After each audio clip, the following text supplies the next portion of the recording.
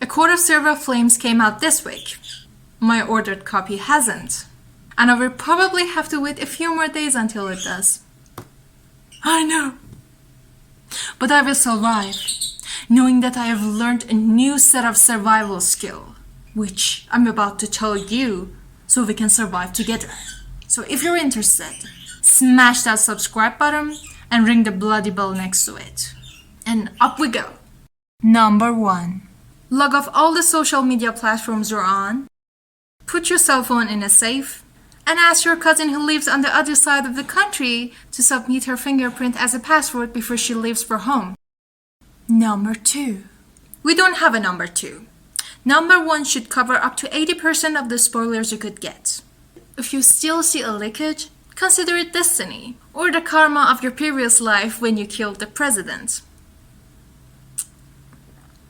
Your job survival depends on social media? You should have thought about that when you were choosing the job.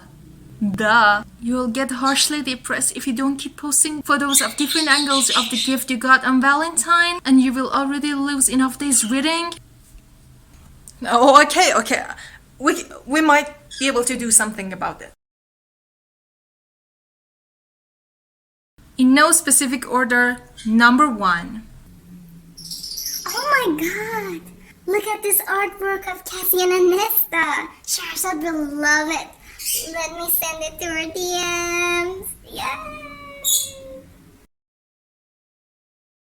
Make sure the whole book community knows that you suddenly hate Sarah J. Maas and you don't want to have anything to do with ACOTAR since the story of Feyre and Rhysand came to a kind of closure. Number 2. Unfollow all the bookish hashtags. Everywhere. Even the one that says trees should have stayed alive, underline angry devil emoji, underline happy poop emoji.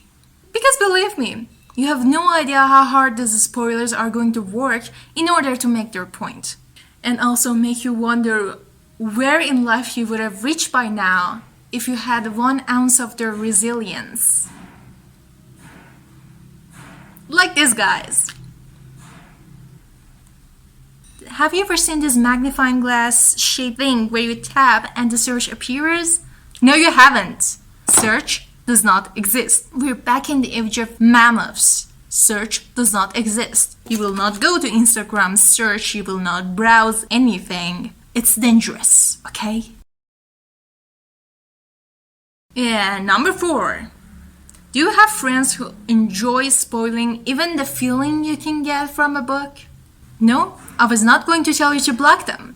Because believe me, with some of these people, even if you block them out of your life, tomorrow you could be looking out the window, a helicopter passes by with this message flowing behind it, which says, Shahrzad, this and that are going to happen. With these people, you can already use 2 methods. 1 is make sure the gun is full, and the person is aware that you have a gun with probably no license. And number 2 is be aware of all this madness going on whenever a new book by a popular author is released.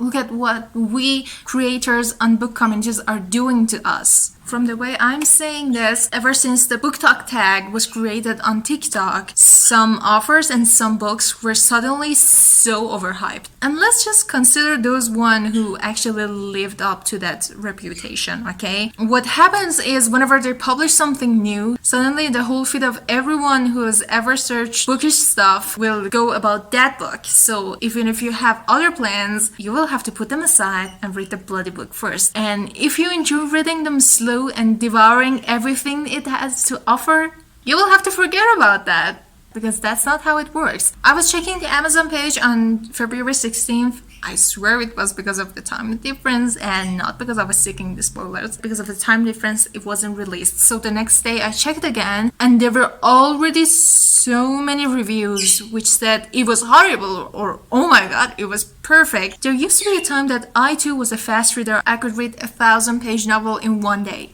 Yes, there aren't 1,000-page novels other than Game of Thrones. In my country, it's actually a very normal page count. This, in specific, is what I'm talking about. But I no longer like to do that. I like to just slow it down and feel everything. I don't want to leave the details for later reads because I might not want to read that again. But I still understand. I mean, not every book we read are bestsellers or are actually going to get many views for us to give us, the attention we need to just keep going. But I think we can all be a little bit more aware of what's happening, what we are doing, what we are consuming, and if there's anything we could do about it. Like maybe we could start by not shouting out spoilers everywhere we go. We could just give a warning in our stories before we do it. That will not kill us. Don't you think so? But we also need to be aware that by following this algorithm, we are actually enforcing it. Like, I know so many people, including those guys who know they're going to hate the book because they hate the author, and nonetheless they read it. They do that to gain views. And by talking about the things they don't like instead of the things they think deserve more attention,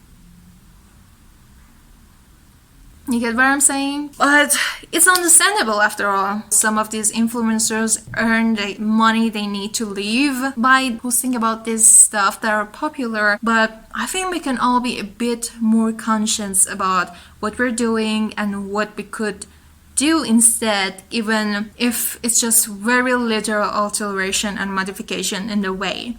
But let me know what you think, and if you can think of any kind of solution or something that you would like to see more or less. I'm Shahrzad, and thank you so much for watching this episode on Shahrzad Stories channel. See you later. And smash that like button before you go, okay? Or I wish you the worst kind of spoilers that I wouldn't wish for my enemy.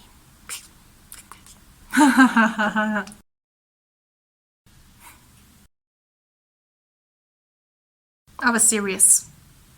No, seriously. Smash that like button.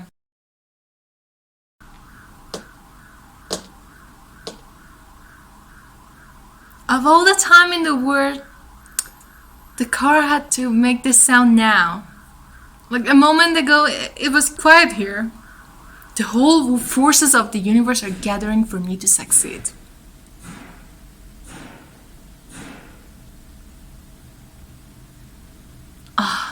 Thank you, universe.